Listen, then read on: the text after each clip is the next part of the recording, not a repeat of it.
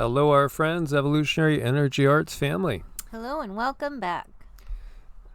We got some interesting science going on here, and disclosure at the same time, which it's like the sand in the hourglass going to total disclosure, or at least getting to the point where the vast majority of people cannot deny the existence of life from elsewhere and the interaction that's been going on here forever. And they give it to us in such a way that isn't like super jarring or alarming. They just put it in with the mainstream news, but gosh, it's there and it's coming in. This is disclosure. Stephen Hawking had warned that we better not make contact with other civilizations, because they would be more advanced than us, for the most part, and may not have the best intention. And here's Michio Kaku saying aliens would be friendly, but we can't gamble on it in case they invade Earth. I know, so we really got to watch our P's and Q's here. And of course, there's many that think that invasion happened a long time ago. It did. It did. I mean, if we really, really look closely, we see the evidence is all around us. Scientists connect human brain to computer wirelessly for the first time ever. Whoa. I don't believe it's the first time ever. Yeah, that's true too. I mean, again, the hidden technology that is kept from us will boggle our minds for the most part. There's so much tech out there. Again, there's a disclosure there to happen as to what we have that we've been perhaps gifted from these extraterrestrials in so many ways, and perhaps it's not so much of a gift as it can be used to control and manipulate. Yeah, that's what I was thinking. I don't know if I like the vocabulary word gifted. Well, a lot of people will recognize that there's been so many cases of things retrieved, not just Roswell, and basically dissecting the technology of these other civilizations that we have encountered. And there's so much coming out right now. The first wireless commands to a computer have been demonstrated in a breakthrough for people with paralysis. The system is able to transmit brain signals at a single neuron resolution and in full broadband fidelity. So say researchers at Brown University in the U.S. The clinical trial of the BrainGate technology involved a small transmitter that connects to a person's brain motor cortex. Trial participants with paralysis used the system to control a tablet computer. Yes. The singularity, the merger, that we've been talking about this forever. And obviously, in this society now where everybody's got to keep covered, although a lot of places are uncovering our faces, so to speak, we see which DNA is floating in a ditch, because they can find out what species have been in a lake, in a river, by just sampling the water and finding traces of DNA in there.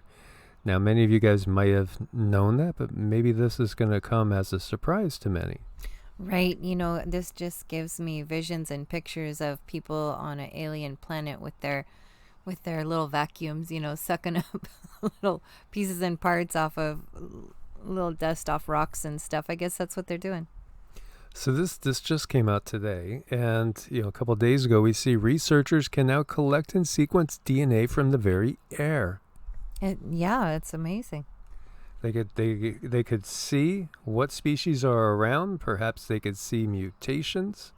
Perhaps they can see unusual new DNA sequencing that is perhaps occurring through the cosmic rays increasing, as we've been talking about with the grand solar minimum, which is bringing about lowering of the Earth's shields, allowing more cosmic rays to enter our atmosphere and actually penetrate us, as well as the fact that we're in a magnetic pole reversal. Putting these things together, we're being exposed to a lot more cosmic radiation and energy that many believe is triggering new mutations.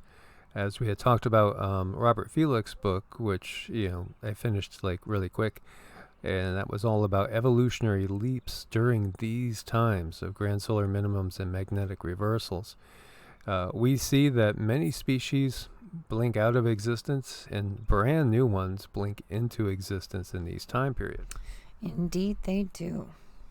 And so, how much are they really analyzing that and recognizing that, the powers that be, so to speak, to look for these genetic changes? We leave DNA all over the place, including in the air, and for the first time, researchers have collected animal DNA from just air samples. They're going to be able to walk into our camper, and we won't even be here, and they'll be able to collect some of our DNA. And they'll know what we have and what we don't have. Yes. Perhaps there's already technology out there, too, that could scan from a distance and see if there's any mutations happening. Maybe even see if somebody has perhaps open chakras and active kundalini. And that's coming up next. Of course, they already have it, but it's going to be made public soon. Yes. So DNA that living things, human or otherwise, shed in the environment is called environmental DNA, or eDNA. And now they can collect it from water and from air. And so that's just big. To me, all this is just such disclosures as to what's really possible. It's a lot of stuff here. And we see over here out of Forbes, was life on Earth brought here from an alien system? Again, trickle disclosure there. Interesting that, they say the Earth is 4.5 billion years old, and they say that the universe is, maybe 13 billion, somewhere around there. And how accurate that is, everything changes all the time as far as the science. It's constantly changing. But they say that, as far as they can tell, they could go back to the first 10% of the Earth's life, and it's, as far as they look back, they see that there's life here. So did life arise concurrently with the formation of the Earth? That gets you wondering about terraforming and, creator beings that, really go about and create universes, create solar systems and galaxies. As you go farther back, life is less complex, less differentiated, smaller numbers of unique sequences in the genetic code, but they don't go back to a point where there was nothing. So that's really interesting. And of course, some of the simplest forms of life, bacteria, viruses, and things like that. Here we see fungi manipulate bacteria to enrich soil with nutrients.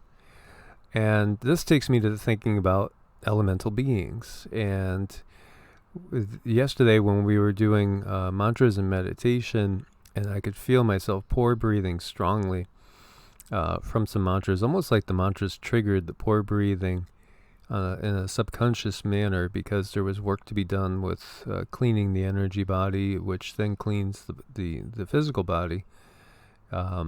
And I asked Cindy, I said, take a look. What do you see? And she said, oh, there's a lot of elementals at work. And, because she can see these elementals, which kind of almost look like fish. Yeah, they do strangely look like fish. It's kind of cute, cartoonish. But recognize that each one of us, we might think of ourselves in a singular sense. This is me, this is my body, etc. But as we've said many times, there's 10 times the amount of things living in your body that are not your cells as there are cells in your body. So again, you are a universe. Now, this extends out into the energy bodies as well. And you wouldn't be alive if it wasn't for the elemental beings, which are different individuated consciousnesses from yourself, but they're still a part of you. So this is where things get really, really interesting. Because yes, you are one conscious wise, but you're also many. You're a collective. Right. And when I look at these little beings, it's like they come out of the meridians. And where do the meridians come from? That's just potential energy running around your body. So it's just, it's really curious and interesting to think about. It is. It is. And so, like, when you say study the acupuncture meridians, that's what she is talking about. The acupuncture meridians, it's an energetic, it's like an energetic vascular network. And again, this is the reflective as above, so below. So where does all this come from, really? Well, life manifests down into this density, which is a heavier, dense, slower density from above. That's the thing that science kind of misses. So when we look at, bacteria, for instance, under the microscope, and we don't really think of them as having a consciousness, but they do. And really, perhaps their consciousness is not that different from us in many ways. Well, I just keep going back to this work that I had done on my tooth, and the nerve was trying to wall itself off with calcium from the decay. It was in there, it's trying to survive. And I feel really bad, but I gotta survive too. But it was trying to do its own thing separate from me, kind of. Yes, and one of the reasons why we advocate fasting of some sort is cell senescence, and basically the body needs time to clear out that which can become a problem. And so intermittent fasting and fasting in general gives the body time to clear things away. And when we enter the meditative states, we are also getting to a point where we can enter a vibrational frequency that allows the elemental beings that take care of the body to actually do their work. This is part of the benefit of things like yoga and Qigong and meditation. It gets us into a certain state of mind and being that allows all these myriad of different beings to actually work and cleanse the body and keep it functioning. Because again, you are a universe. You're an entire universe. Every single person is an entire universe loaded with countless different beings that are all should be working in a symbiotic way to keep everyone healthy, all the way down to the beneficial bacteria in your microbiome. And we see here energy transmission by gold nanoparticles coupled to DNA structure. And we wonder about, we have talked about, there is an inherent value to gold and silver. They have benefits besides just being something that we could agree upon has value, as opposed to something that's just digits in the ether and doesn't really have any value. Or even, something that you might have in your wallet that has value today and might have a tenth of it in a year. But there are things that gold and silver can do as far as energy transmission, for one. As we know, we do believe in colloidal and nano silver having ability to help with a variety of different physical ailments.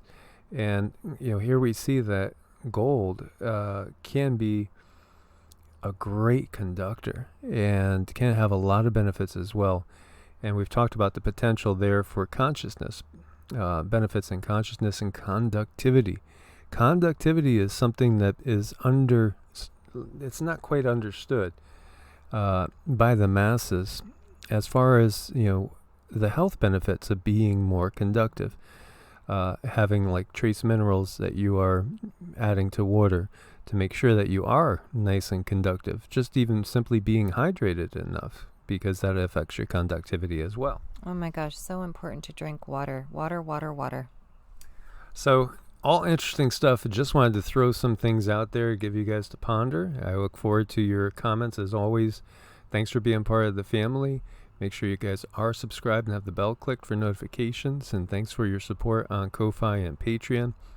Anybody needs to reach out and schedule a session, it's evolutionaryenergyarts@gmail.com or EEARTS@protonmail.com.